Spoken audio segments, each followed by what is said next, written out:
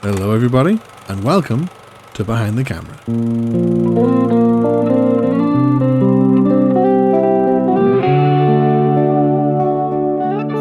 So here we are with episode 111 of Behind the Camera. As always, before we get into today's show, if you would like to follow Behind the Camera across social media, you can find my Linktree in the description, which will take you to Instagram, TikTok, X, YouTube, and also has the link to where you can buy my book, Behind the Camera, The Journey So Far. This is available in both paperback and ebook, and it's free to read if you have Kindle Unlimited. If you also want to see more of the behind-the-scenes side of the podcast, you can also support the show on Patreon. For £3 a month, you'll get access to extra content, including a Patreon-exclusive series, your name added to the wall of patrons at the end of every episode of Behind the Camera, and much more.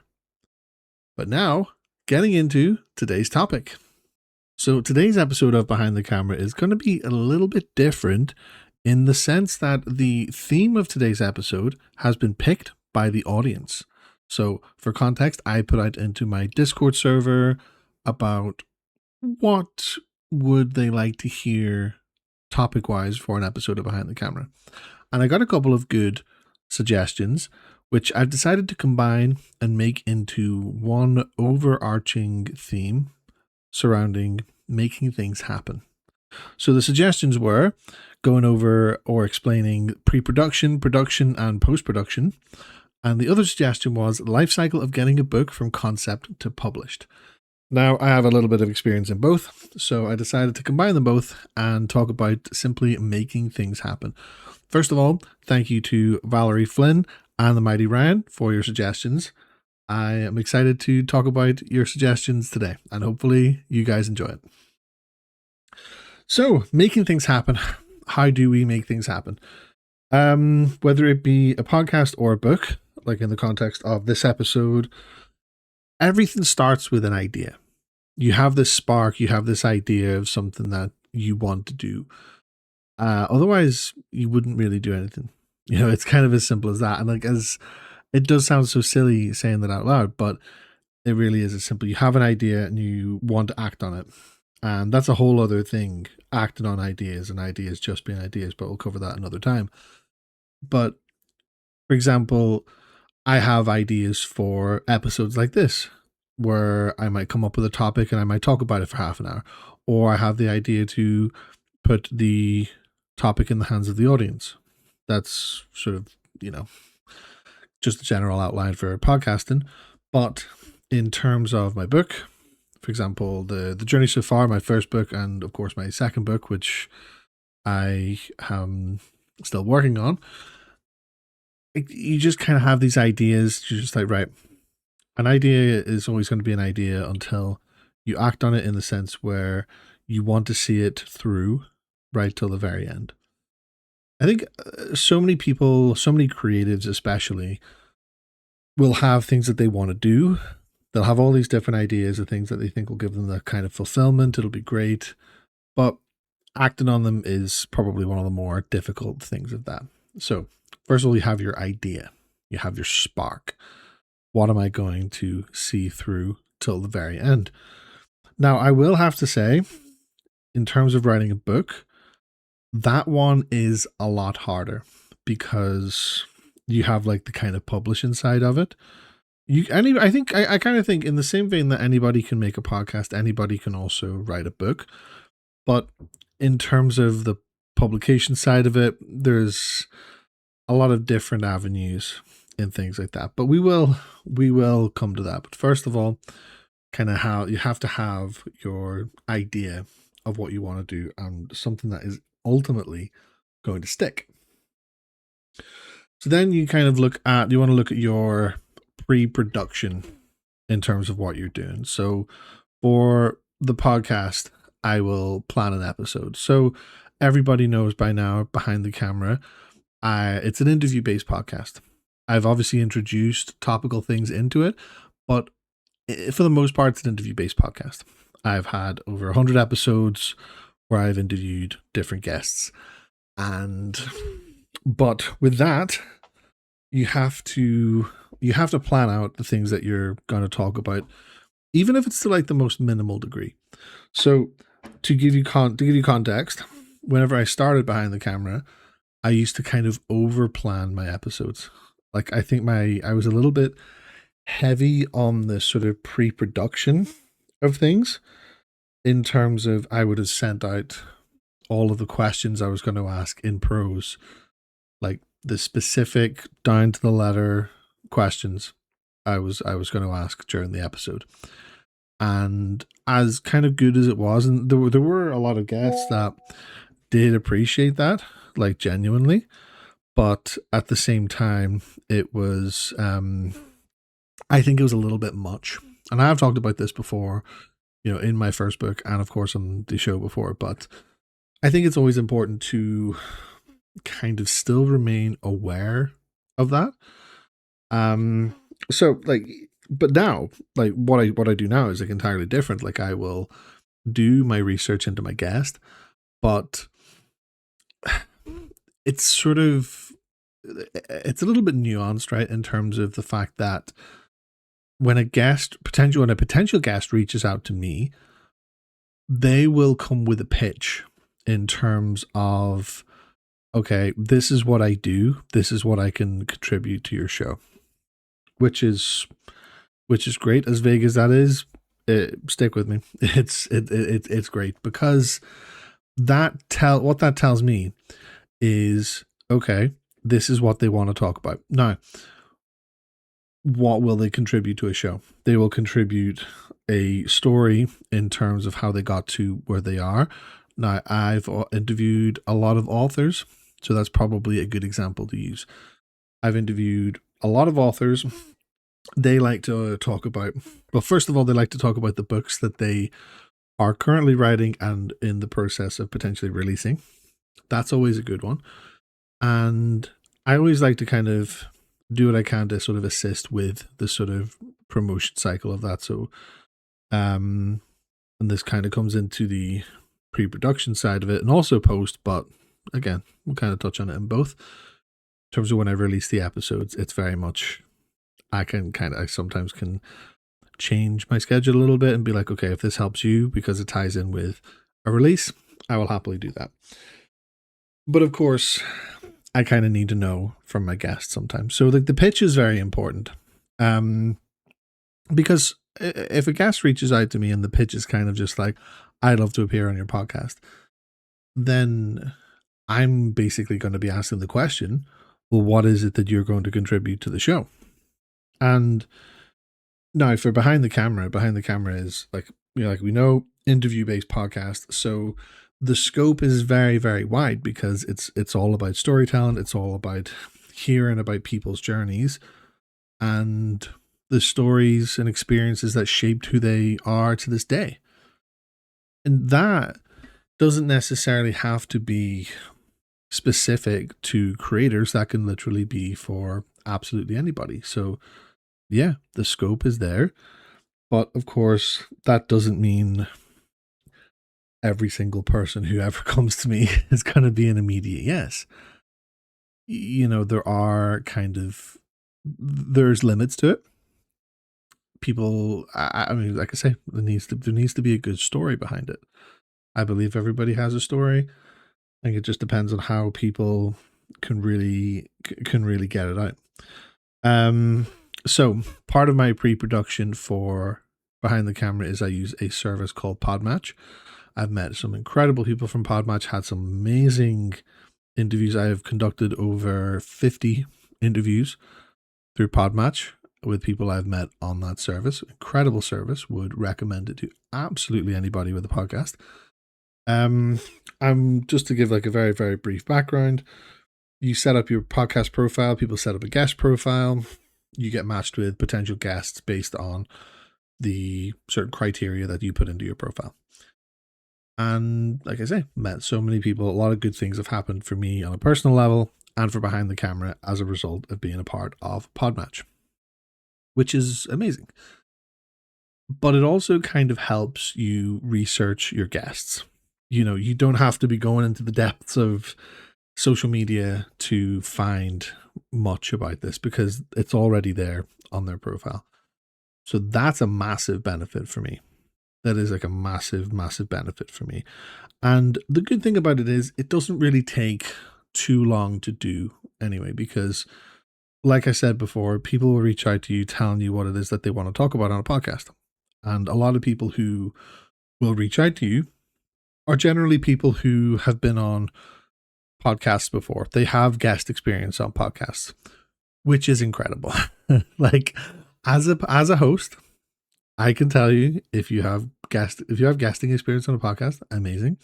If you don't, listen, that's fine. We all have to start somewhere, but literally, like, if you don't have that experience, it's good that you're reaching out to people to get that experience. I would always recommend to not be put off by reaching out to podcasters to come onto their show if you don't have experience, because that's how you get experience, is by reaching out. It's like genuinely, little piece of advice. So then, yeah, and then of course we have pre-production in terms of writing a book. Whenever I wrote The Journey So Far, I sort of collected all of my ideas. So the idea sort of came to me late at night, and I was like, right, I'm gonna go and do this. So the first day I sat down at my desk and I kind of got like the working title and everything, and I basically just was like, okay, this is what I want to talk about.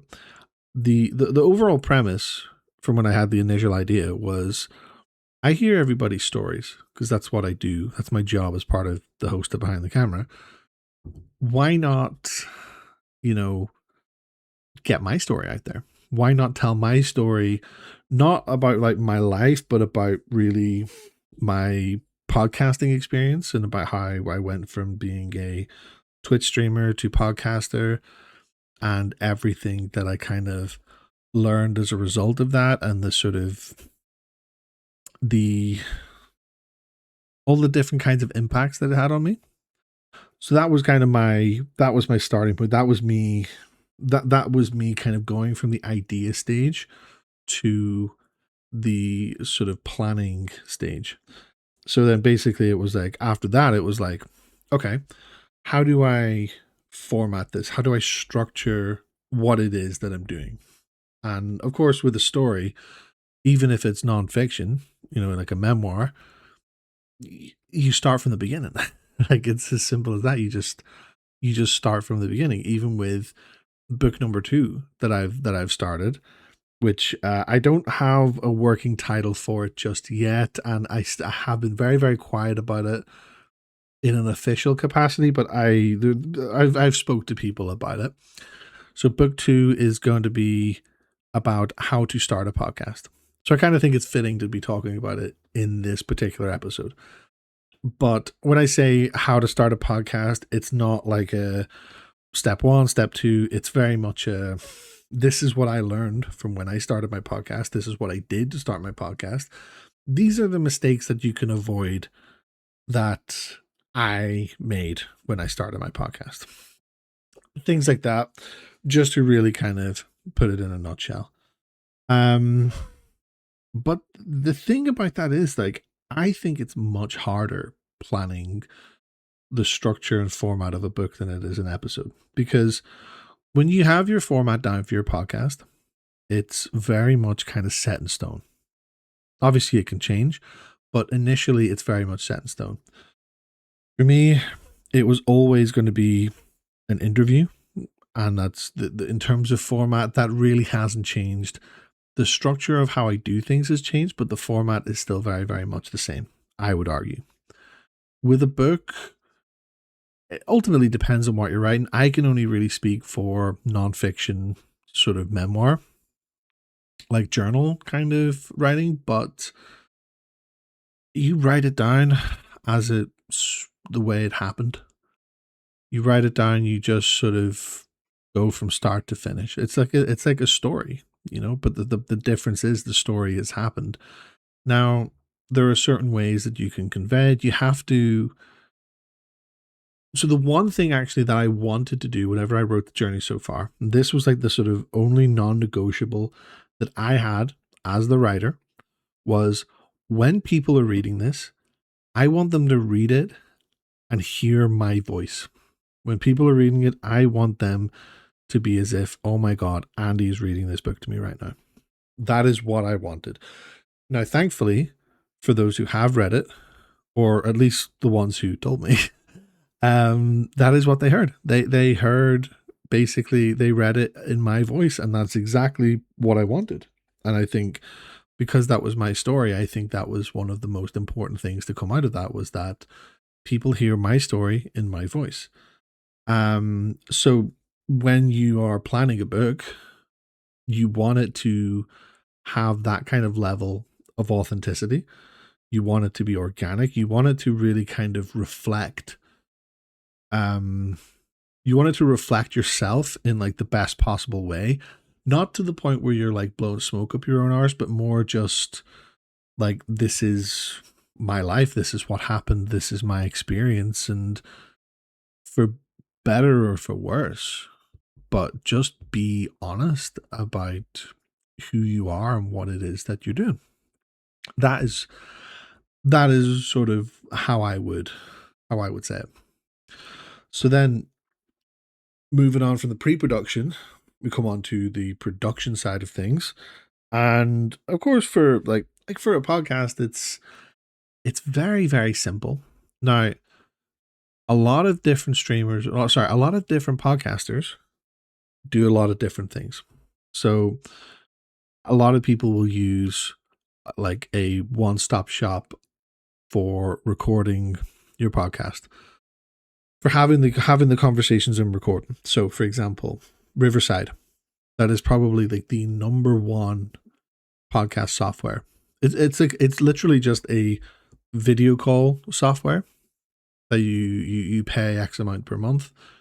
It's like a video call software, but it has all of these amazing perks. You can record everything, and it just, I can't even go into detail too much about it because it just has a lot of amazing things about it. If you're a podcaster, give it a try.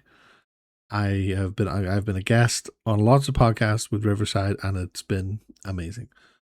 Myself, I do things a little bit differently. I use OBS to record because I record with an overlay using my virtual camera. Same how I did when I was streaming. The reason I do this is because it's familiar to me. I have everything set up the way I like it in terms of sound quality and everything else. And yeah, like it's just a comfort for me. And I have all of my conversations via Google Meets or Zoom. More Zoom these days. Google Meets I had a little bit of a problem with, but at the same time, that's how I do it. And I kind of think, if you listen to my podcast versus anybody else's, you wouldn't really kind of know the difference. Now, it's not something that a lot of people really it's not something that the listener, I should say, would put a lot of stock in, to be thinking, oh, where did they record that? Because this, that, and the other. There's no right or wrong answer in terms of what you do, how you record your podcast. If you have a mic, if you have a means to talk to somebody, and you have a voice, and you can do it. It's simply just record it whatever way you possibly can, and then look into the other things after that. I used to do all of mine via Discord call. Again, there are times when you do notice the difference in quality, but for what I do, mine works. I might centralize everything just to Riverside or something else in the near future, but right now my recording setup is as simple as that. I literally have on one screen I will have my guest, and on the other screen I'll have the recording feed. It's as simple as that. So then on the flip side of that, when we were talking about getting a book out there, your production's your writing. And this is where the kind of differences of that between this and that come in. So when you do a podcast, you might have like sort of hour-long conversations with people, 30-minute to an hour-long conversations with people. It's all kind of pre-planned. pre-research and everything like that. But you're having a conversation. Or if you're doing a solo episode, then it's kind of the same, but just take out the fact that you have a guest. You're just talking, but the amount of time doesn't really kind of change all that much. You're still just talking for 30 minutes to an hour, for example. And you have then 1 week's work done in that amount of time, or at least the bulk of your content for 1 week done in short period of time. But if you're writing a book, it's a whole different thing. Like, it took me 5 months to write The Journey So Far. Now, that was not 5 months consistently. That was 5 months on and off, more time put into it than other things, So, like, I would have maybe put a few hours a day in for like a week, and then I would have maybe not touched it for 2 or 3 weeks after that, But overall, it was over the course of 5 months. But the thing is, you can have that sort of unpredictability in terms of when you're writing, unless you're working to a heavy personal deadline, or unless you're contracted. That does happen. People get contracted to write books. People get contracted to work to a specific deadline by publishers, which is incredible. I can't say I would love for that to happen to me, but unless they were going to pay me an incredible amount of money, that would mean I could take a break from my job. But that's not the point. So when you're writing a book, you can take that sort of time away from it. Whereas when you have a podcast, like in comparison to when you have a podcast and you're speaking to guests, you're recording on their time. That is the way I look at it is you are recording on their time. Yes, the time is mutually beneficial to me, but it is your time. You have put in a slice of your time into my calendar. I am going to honor that. I am going to, that this is your time. But unless you schedule that in for writing a book, it can be very much all over the place. Now, when it got to January this year, I was close to finishing the book. I was hours and hours and hours. And I did all the editing myself as well. And it really just took, I was a shell of a man when I finished writing the book. I was so tired. It took me a long time to recover, but I was very happy with the end product. But do I wish I had planned more in terms of the writing? Do I wish I had, maybe structured it a lot better? Absolutely. 100%. I don't think the finished product would have been any different. And you don't even have to really be too strict on yourself in terms of your planning. You can literally just be, okay, I want to write a page, I want to write a paragraph, I want to write a chapter over this period of time here. And the thing is, when you're writing, you're going to get distracted. You're going to have distractions, especially on the independent side of things. I had so many distractions when I was writing. I just probably could have had it done sooner, but I knew when I wanted it released. And to me, that was as hard a deadline as it was ever going to be. I had it done way before. I had time for promotion and it worked out. But like I say, I kind of wish I'd probably put a little bit more time into it. But in terms of the physical writing itself, like I say, it kind of all falls into the sort of same bracket where you just write your story. You write your story in just a way, but you have to, when you're doing that, you'll kind of learn your style of writing as you go along. So, I mean, for me, I don't even know if I could say I have a style of writing because I've only ever wrote a journal like that. But I guess I guess my style would be would be my voice. My style would just be I write the way I talk. I write in my voice.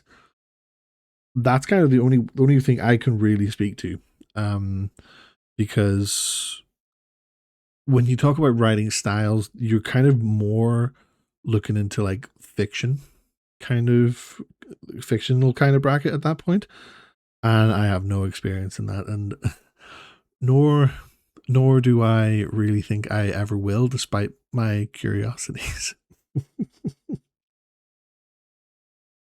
So then now we move on to post production. We're looking at things here like, you're editing a podcast episode versus editing a manuscript. And these things, again, the podcast side of it is, it's a lot easier, but it's one of those things where it's quite interesting because you could sit for an hour to 2 hours editing a podcast episode and you will not have really got much done.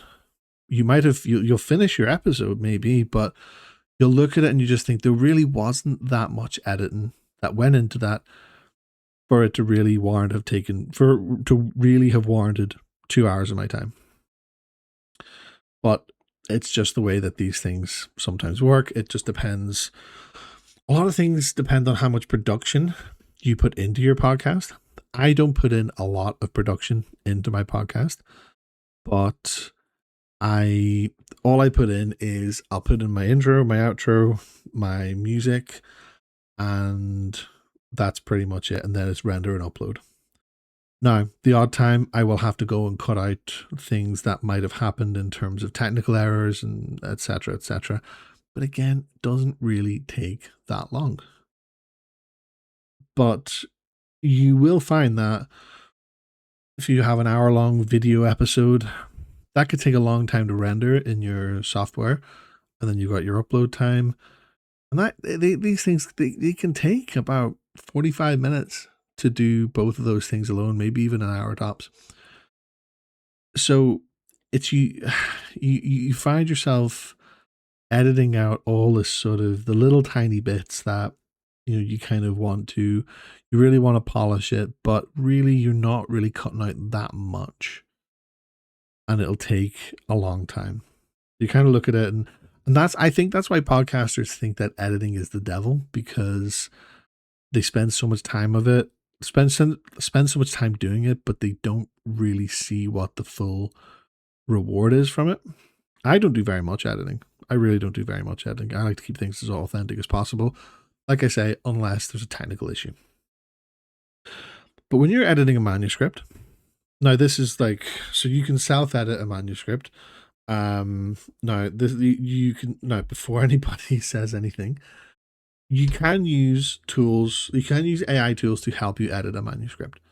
Now, but you have to kind of be the master of this. You have to be the one to really steer the ship on this. I am literally talking about you be as strict and you say, look, do not edit this, do not rewrite this, but look at this line by line. Tell me, does this make sense? Does this read well? This, that, and the other. And they might give you some very minor notes, things like that, but it's really things that will just help it read better, help tidy it up. Things that, you can learn by, doing things that you can learn through that kind of experience. And sometimes when you're independent, you don't have that kind of money to reach out to professional editors, even editors who do focus on independent and amateur writers. People don't necessarily always have that money. So it is okay to kind of use these tools. But as I say, like, you're not going and just be like, here, edit this entire manuscript. You're going through it with a fine tooth comb. But what you will find with that is you will get through so much in the space it takes for you to edit a podcast episode. You could get through so much editing of a manuscript. That's from my experience. I know the whole subject of AI is very, very contentious. I do not agree in using it for the purposes of creativity, but I do think it can be like a very beneficial aid as long as you are using it within those types of as long as you mean well when you use it. Like I certainly would never be like, write me a book from start to finish. I would use it and be like, okay, this is what I have. This is my plan. This is the structure. Um, Look at these sentences. Does this read well? I'm not a writer. I'm not going to know what reads well to other people. I don't have that level of experience. So things like that. And I just want to kind of throw that caveat in there because of how contentious the use of AI is. I do think it has its good and its bad, but that is just my take on it. Um, but then finally, we move on to the release side of things. So, you now have your finished podcast episode, you have your finished book. What is the next step? And that is release. Publishing an episode of a podcast, it's as easy as a few clicks of a button. It is as simple as that. So my distributor for my podcast for Behind the Camera is Creators by Spotify.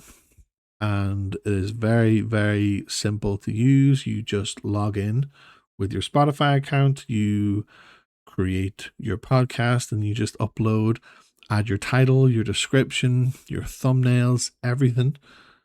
And you just go from there. You really just kind of go from there. And once it's all uploaded, you have episode 1 or whatever episode of your podcast that you have produced. It genuinely just is as simple as that. Now, of course, once you do that, you want to promote it. So, of course, you will make clips out of your episodes, or whether it be voice clips or video clips. You will promote it, talk about your guests, things like that. There's a lot of things that you can do. For me, lately, I've been very, very slack in terms of putting out more clips from my episodes, which has been really annoying because I feel like I've had a lot of great episodes lately. But again, personal circumstances have kind of stopped me from really kind of putting out a lot more material that I would like. But that's going to change. That is going to change. Publishing a book, a lot of ways you can do this. Me personally, I went through Amazon Kindle Direct Publishing, KDP. And with that, you create an account with Amazon. You put in all of the details that you need. It literally lists it, spells it out for you. You upload your cover. Now you can design your cover yourself, or you can have somebody make it for you. I personally designed mine myself because I have a logo, I have a brand. It made sense. It just was the thing that made the most sense to do for me personally. And of course, financially. But of course and then, you can set the release date, you can do this, that and the other. It really, there's so much that it just makes it so much easier for independent authors, independent creators to really kind of have another medium to express. And that's the same with podcasting as well. And I think it's like such an important thing to do for people to be able to do that, because I could have went out to a publisher to publish my book, but my concern was if I went out to a publisher and it got heavily scrutinized, it got heavily edited, it got heavily this, that, and the other, that the book that got released back in March, I fear that it wouldn't have been my story from my own mouth. I feel like it would have just been, well, okay, yeah, this is your story, but let's make it a little bit more easier on the eyes. Let's make it a little bit more readable, a little bit more this, that, and the other. That's the sort of fear that I had about going to a publisher. Now, again, I don't have experience in doing so, but I've spoke to enough authors to kind of know that there is an element where when you're dealing with a publisher and an editor, there's a lot of compromise. It can be humbling, but for me, I was very much happy to go down the self-publishing route. But of course, with that, you then do all your own promotion, you do all this, that, and the other. That's arguably one of the hardest things to do, because you will have people, people know you're writing a book. They're like, amazing. you know. But sometimes that's where it stops, and that's totally fine. Not everybody is. I personally don't read that much, nowhere near as much as I should. But whenever you put something out there, and this does apply to podcasts, but I kind of think that it's easier to do it with a podcast because it's in comparison to a book, a podcast is a lot more short form.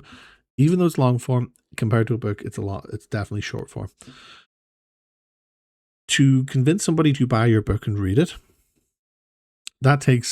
you really have to sell it. You really have to do a lot to convince somebody. Now, people will just turn and just buy it, or people will just say, oh yeah, here, can you get me a copy of your book? Great. But whenever it comes to outside of your immediate audience, that's when it's a real, kind of killer, because you're either relying on the people who've read the book, you're relying on guests, you're relying on so much. And that kind of hit me the hardest personally whenever I released The Journey So Far, because I didn't know how to market a book. I don't know how to market myself. I know how to market my podcast, because that's a whole different thing. If people find out you have a podcast, people are kind of like, oh, the people seem to be a little bit more engaged in that, because it's a sort of, it's an easier platform to take things in comparison to a book. Not everybody sits down and reads. Most people are listening to something at any given time, whether it be music or a podcast or whatever it be, or even like an audiobook. The promotion side of it is something that I kind of wish I had looked into previously, because 3 months on from releasing The Journey So Far, and I'm very much kind of like, I don't know what I'm doing. But the way I like to look at it is the fact that the book is always going to be there. Anybody can go and buy the book whenever they want to, and that is good enough. That is good enough for me. But overall, whether it be getting a podcast out there, whether it be getting a book concept published, it all starts with an idea, but you have to follow on this idea. We're all creatives. We all have ideas. How many of those ideas do we really kind of see through to the very end? Probably a smaller percentage than we might like to admit, but that's okay. It's okay to have ideas. It's okay to have dreams. Not everything we will act on, but also not everything we can act on, And I know for a fact that me doing behind the camera, it's probably the one thing that I've ever seen through and continued on as long as I have. I've done other things in my life too, but I think everything else had like an end date, whereas I don't think this does, and I don't want to find out if it does, but that's where it starts. It all starts with an idea. You have an idea, you work on that idea, and you just get to plan, and you just do it. Like, it's simple as that. You have this idea, you just do it. Now, between a book and a podcast, or your first live stream, whatever it may be, it's not going to be the best one. The first is never going to be the best, because no matter what you're doing, you're going to be learning from it. You are going to be learning from it. You're going to be getting feedback from people who are your audience, who you are entertaining. You're going to be getting feedback from people who have more experience, who will want to point you in the right direction, who will want to help you. But ultimately, you just have to get it done. Because if you do that, that's still more than most people. Just if you want to do something, if you have an idea for it, just get it done. And that, it sounds so simple, and it sounds like it almost sounds patronizing. It almost sounds patronizing, but honestly, it's one of the most important things that I've particularly learned over the last 3 years. And that was whenever I started live streaming. nearly 3 years ago. Now, obviously, I've stopped since, but had I just not decided to do it, then I might not be here having this conversation today. So you have to make your ideas a reality, and once you do that, you then can see what's possible, what your limitations are. And as I say, it's every day is a learning day with what you can do with what it is that your idea is. You can, and it might not even, the final product might be a far cry from what the original idea was. But here, you're still doing it. You're still working on it. You're still showing your passion for it. And really, that to me is how you make things happen. So thank you for listening. I appreciate that. Once again, thank you to Valerie Flynn and the Mighty Ryan for your ideas for this week's episode. Very much appreciate you. I've been very, very happy to talk about this. I hope that this kind of resonates with you and other listeners in terms of, if you have an idea for something, it doesn't have to be so complicated. You don't have to think about step 1 and step 5 all at the same time. You just think about step 1. What do you need to do to get step 1 going? Do that. And you just do it bit by bit. Work at it bit by bit, because that's the most sustainable way of doing it. I think it's a terrible shame and a terrible waste for people who have these ideas, these brilliant ideas, but they burn themselves out far too quickly because they try and go at an all at once approach. I think we've all been there. But yeah, be passionate, make things happen, get it done. That is the best way I can kind of sum this up. So thank you. And there you have it for episode 111 of Behind the Camera. Shout out to Valerie Flynn and the Mighty Ryan for your suggestions for today's episode. Huge thank you. As always, thank you to all patrons for your support. You're all truly appreciated. And of course, if you would like to stay connected with Behind the Camera, check out my Linktree in the description for all socials and my book, Behind the Camera, The Journey So Far. Thank you for listening, for the support, and for being part of the journey. Until next time, take care, stay creative, and I'll see you soon. But until then, peace.